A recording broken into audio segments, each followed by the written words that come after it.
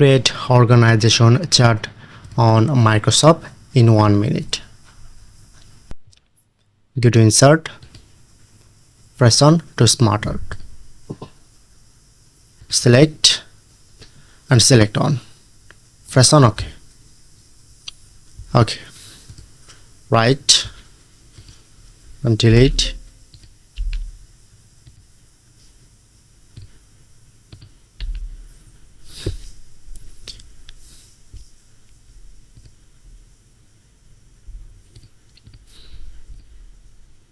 Select and text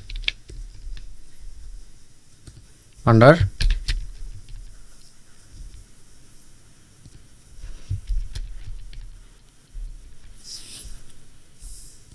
and press enter, then create new.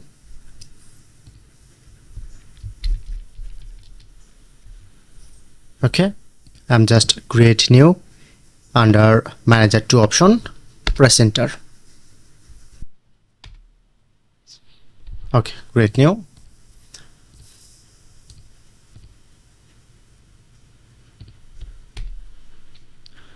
And write text.